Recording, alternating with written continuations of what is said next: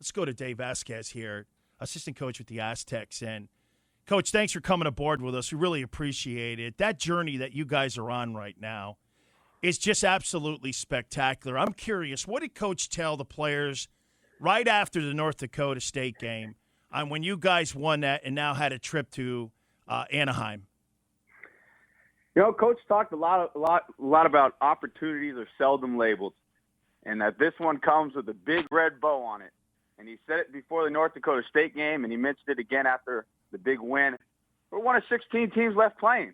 We're not a Cinderella story. We're a program that expects to win and go to the NCAA tournament.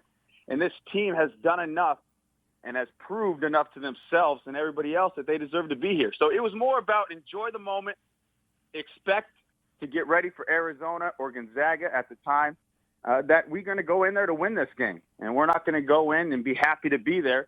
We're going in to get a revenge now on Arizona and get a win. Coach, what I loved what the team did against the Aggies was after the kid hits the jump shot to send it into overtime, there was a refuse-to-lose mentality.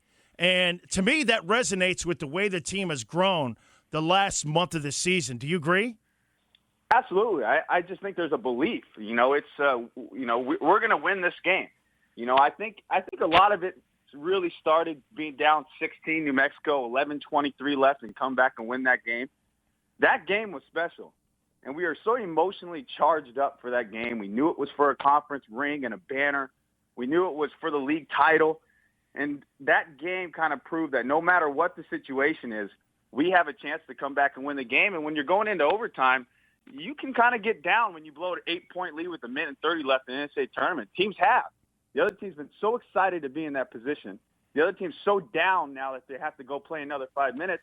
The other team comes out, and they're just so motivated that they make shots, they play harder. We weren't going to let that happen to us. And Coach reminded us right in that timeout before the tip-off of overtime, and our guys came out, and you talk about an effort in overtime. Holy cow, they came out and played well in that 5 minutes. Coach, one of the things, too, is watching Xavier Thames play. And against the Aggies, when you guys needed a jump shot, when you needed a turnover, when you needed free throw shooting, what I loved also is that he's making the other players engage. It looks like he's stepping his game up into another level now where he really, not just the Mountain West Player of the Year, but one of the top-flight players in the country. Xavier wants this, and he knows that the moment's big. And he wants the ball in his hands, and he sure makes us as coaches look really smart when all we got to do is put the ball in his hands and put him in the right amount of space with the other players on the floor and get him a high ball screen.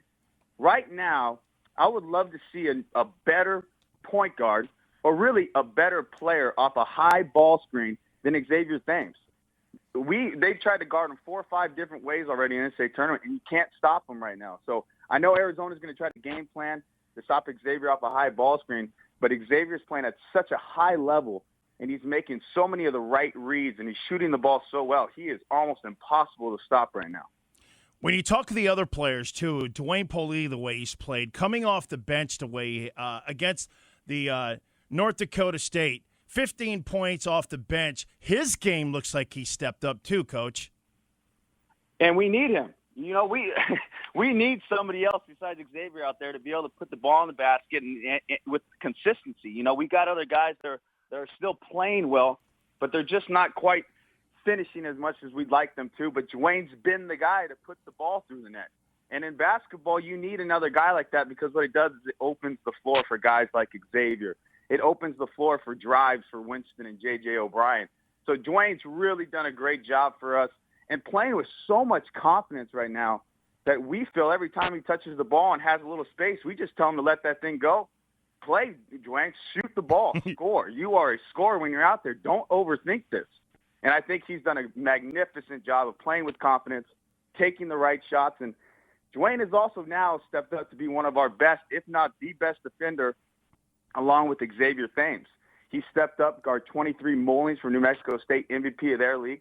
When he played against North Dakota State, Taylor Braun, MVP of their league, he stepped up and guarded him the game in the entire time he was in. So Dwayne's been a really big factor for why we're in the Sweet 16. Aztecs assistant coach Dave Velasquez here on the Dan Sileo Show on San Diego Sports Leader, the Mighty 1090. Coach, when we were playing for national championships, we always had the mantra of us against the world.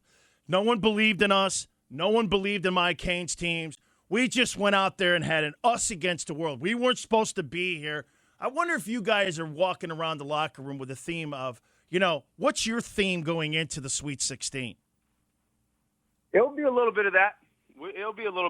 This team is so good, and we're 31-4, and our main motivation is no one respects us. No one really thinks we're that good. We don't, besides Xavier and maybe Josh, I think we all close our eyes and hope to be in the NBA. We don't have any guys that are projected lottery picks on our team. We don't have any top 10 recruits on our team.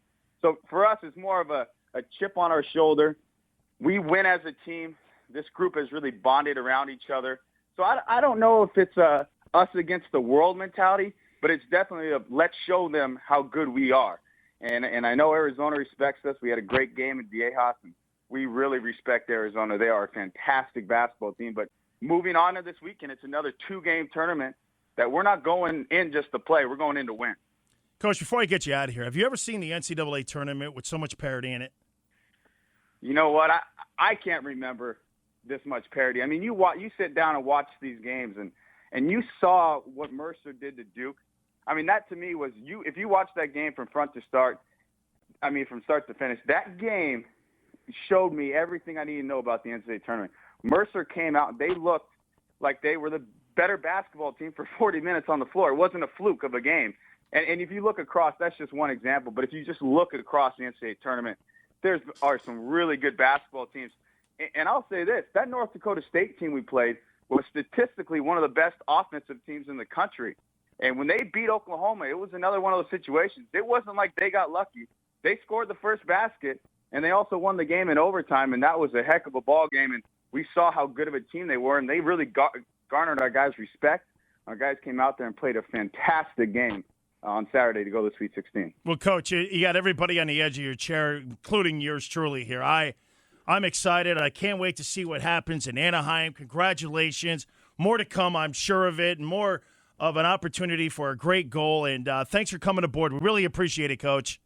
No problem. I appreciate the well wishes. You got it there. Dave Velasquez there, the assistant coach from the Aztecs. And I'll tell you, I cannot wait to see what happens. Can this team win a national championship? What do you think, San Diego? We'll hit on that next on San Diego Sports Leader, the Mighty 1090.